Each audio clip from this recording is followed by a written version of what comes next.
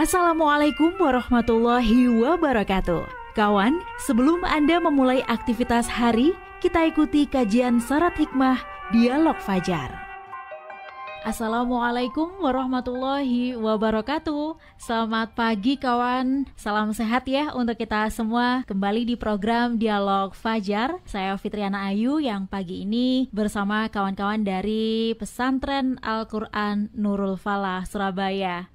Memang perjalanan hidup seseorang itu berbeda-beda. Ada yang diberi ujian, ini tujuannya menguatkan. Ada juga yang diberi ujian, ini malah melemahkan. Nah, sebenarnya ujian-ujian itu, kata Allah Subhanahu wa Ta'ala, bukan melulu tentang keburukan, bukan melulu tentang musibah, bencana. Bahkan kesehatan pun itu juga bagian dari ujian, kawan. Sejatinya kita sebagai manusia tentunya menghadapi itu semua, menjalani hidup, itu ada permintaan bahwa kita harus tetap tenang. Ada mungkin beberapa di antara Anda yang sudah lihai menghadapi apapun yang terjadi dalam hidup itu dengan tenang. Tapi ada juga yang masih istilahnya itu gupuh, panik gitu kawan. Pagi hari ini kita kuatkan kembali ya, supaya kita menghadapi situasi apapun dalam keadaan tenang, bisa memunculkan atau kebijakan-kebijakan, hasil-hasil yang tentunya justru membawa banyak manfaat. Ini jadi topik pagi ini dalam Dialog Fajar bersama Ustadz Umar Jaini, pimpinan Pesantren Al-Quran Nurul Falah Surabaya.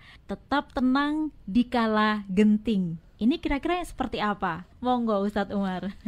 Terima kasih. Assalamualaikum warahmatullahi wabarakatuh. Waalaikumsalam warahmatullahi wabarakatuh. Alhamdulillah, Masya Allah, luar biasa tema pagi hari ini yang akan kita diskusikan, yaitu apa tadi Mbak Yu? Tetap tenang dikala genting. Begitu, Tetap Ustaz. tenang di saat genting. Oh betul. Apa iso ya kira-kira ya? Nah itu, kalau saya ya gupuh tadi Ustaz. Iya. Jadi saya kira menarik sekali nih ya, karena memang hidup ini kan selalu ada persoalan ya. Iya, Ustaz. Hidup ini selalu ada persoalan. Gitu ya, Ustaz. Tinggal bagaimana merespon dari persoalan-persoalan itu. Nah, ini yang beda antara satu orang dengan orang lainnya.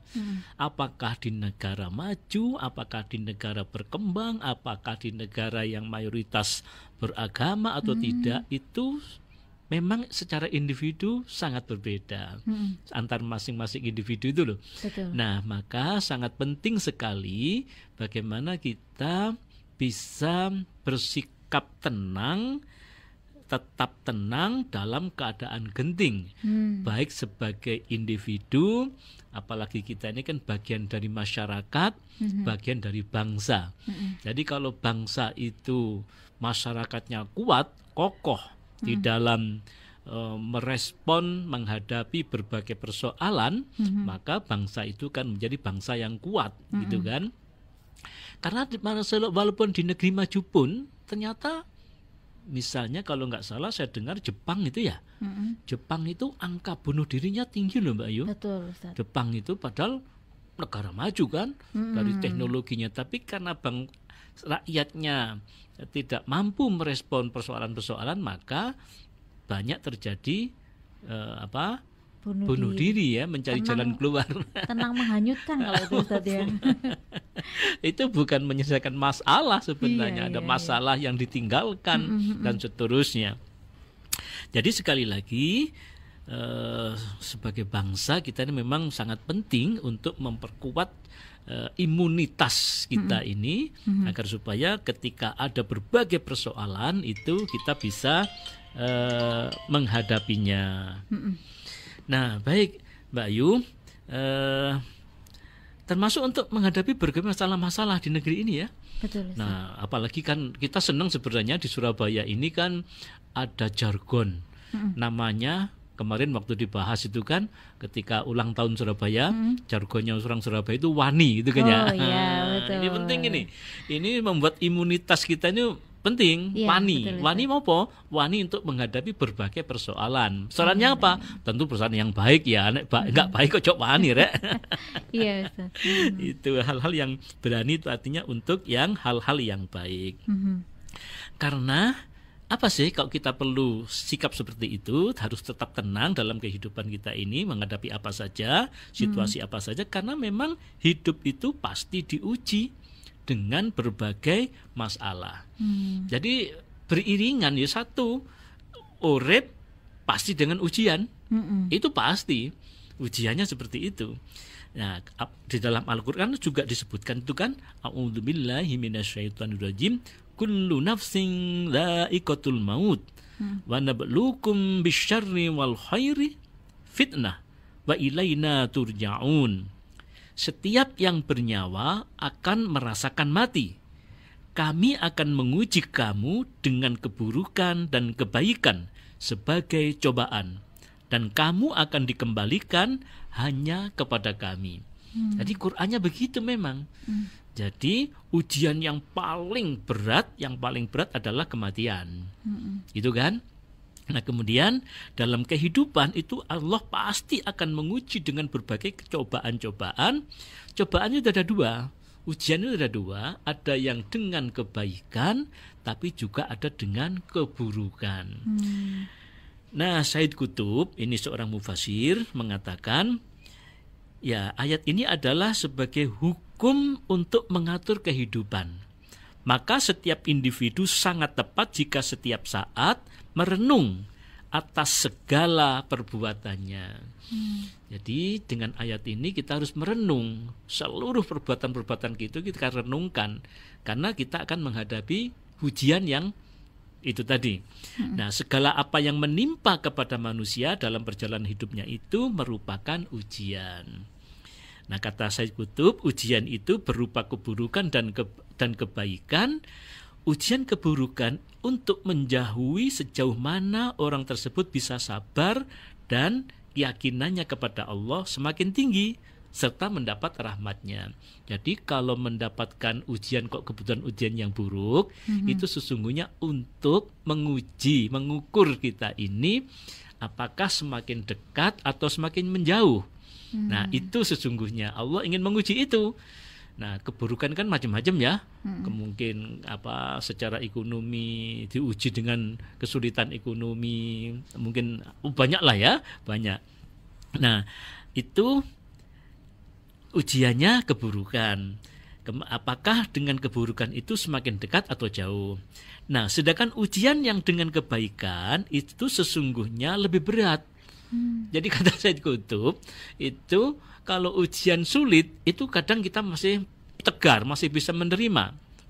Tapi begitu diberikan ujian yang sifatnya nyaman, enak, dan kebaikan, itu justru itu yang banyak lengah. Lupa gitu. Iya, ketika diuji dengan kemiskinan masih kuat, tetapi ketika diuji dengan kekayaan, hatinya mulai goyah. Kalau dulu pakai motor, sepeda motor, ya kebutuhannya ya cukup lah. Ini janjiannya ya ini Masih panas dilakoni gitu kan ya. Begitu sudah mobil, wah janjiannya sudah lain. Sudah panas gitu, klakson di depannya. Iya, begitu. Itu mulai goyah ya ketika sudah diuji dengan kenyamanan itu.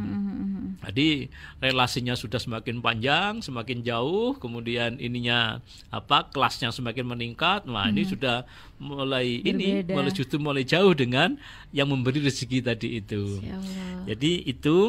Jadi intinya bahwa keburukan itu juga ujian, kebaikan pun juga ujian.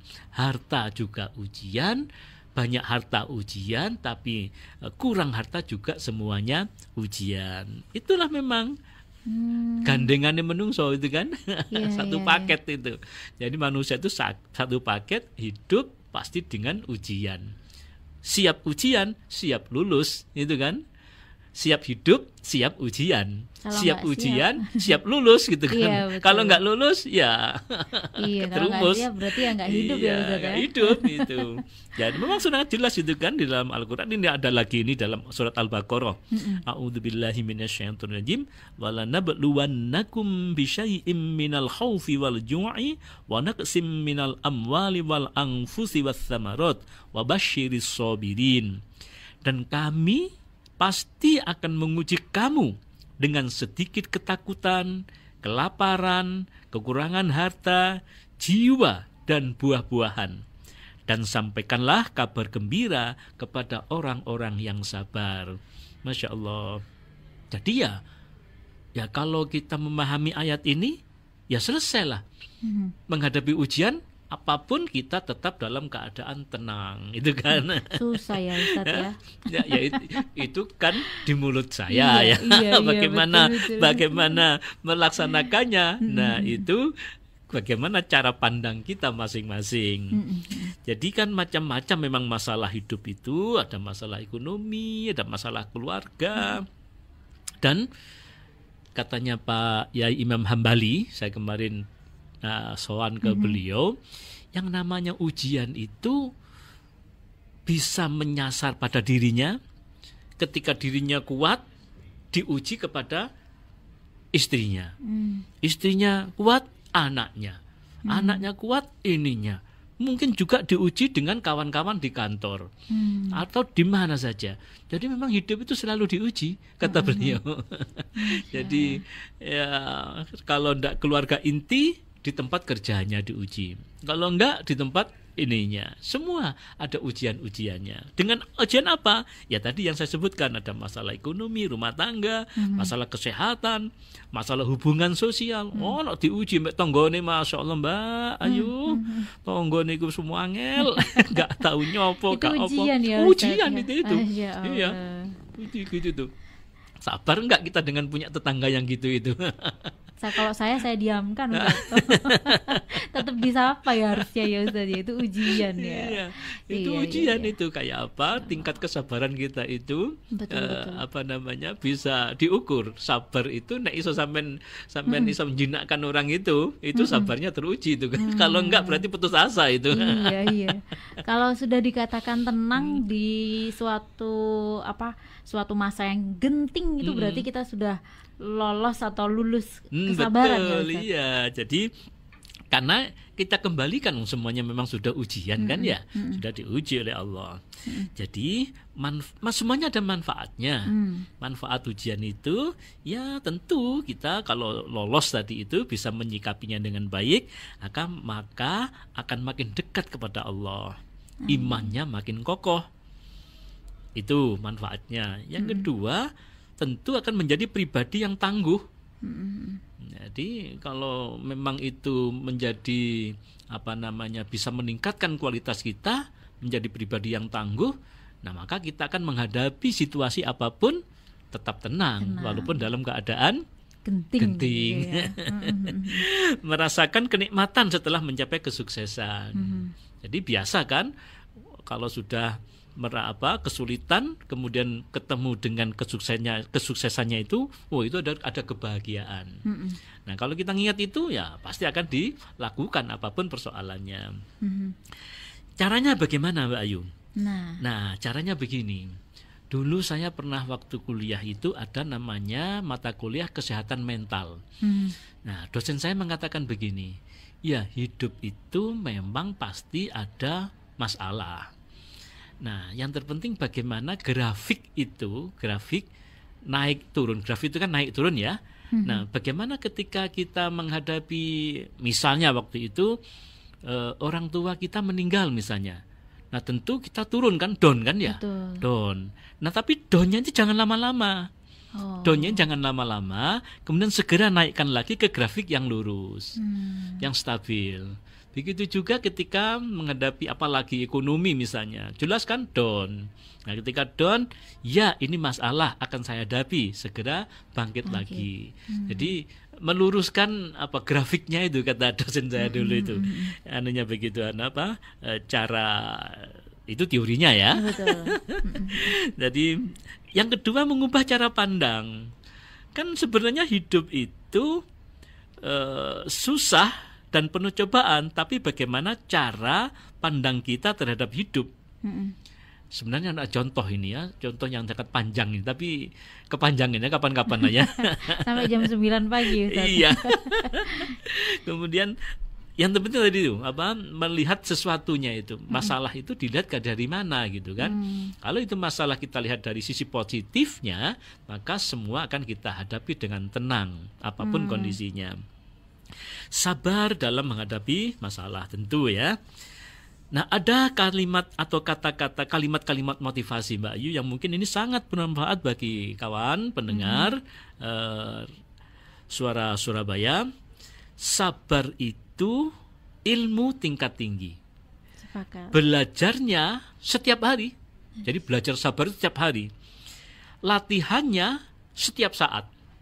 Ujiannya dadaan. Ya Allah, sepakat Ustadz. Betul. Jadi sabar itu memang ilmu tingkat tinggi itu. Dan harus dilatih terus setiap saat. Dan untuk apa? Untuk menghadapi ujian yang datangnya setiap saat. Iya. Yang kita tidak tahu, baik masalah kecil, ujian kecil ataupun ujian besar. Kayak kemarin kan pandemi COVID-19 itu kan, waduh, itu masalah besar yang tidak semua orang siap itu kan. Betul. Tidak ada yang siap itu. Ternyata jungkir balik kan tatanan-tatanan ekonomi, betul, pendidikan semuanya ini tadi. Nah, itu perlu dengan latihan sabar setiap saat. Setiap saat ya. Kemudian latihannya setiap saat, belajarnya setiap hari, kemudian untuk menghadapi ujian tantangan yang dadakan tadi itu. Nah, kalau ini menjadi pedoman kita, maka kita akan tetap tenang dikala genting. Amin ya robbal alamin. Saya ingat Ustadz ya. Gitu ya. Kita sabarnya itu ilmu tertinggi. Nah, betul. Latihannya ilmu tingkat tinggi. Betul. Belajarnya setiap hari. Latihannya setiap saat. Latihannya ya. Latihannya betul. Kemudian ujiannya dadaan. Masya Allah. Amin ya robbal alamin. Semoga ya kawan kita bisa mengimplementasikan semua apa yang disampaikan Ustadz Umar Jaini supaya kita tetap tenang di kala genting. Terima kasih kawan untuk Anda yang sudah menyimak program Dialog Fajar pagi ini kerjasama dengan Pesantren Al-Quran Nurul Falah Surabaya. Saya Fitriana Ayu pamit. Wassalamualaikum warahmatullahi wabarakatuh. Waalaikumsalam warahmatullahi wabarakatuh.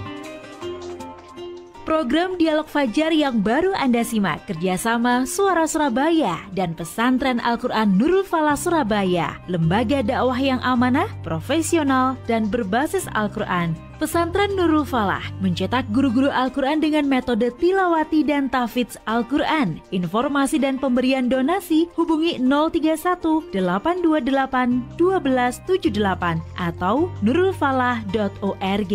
Wassalamualaikum warahmatullahi wabarakatuh.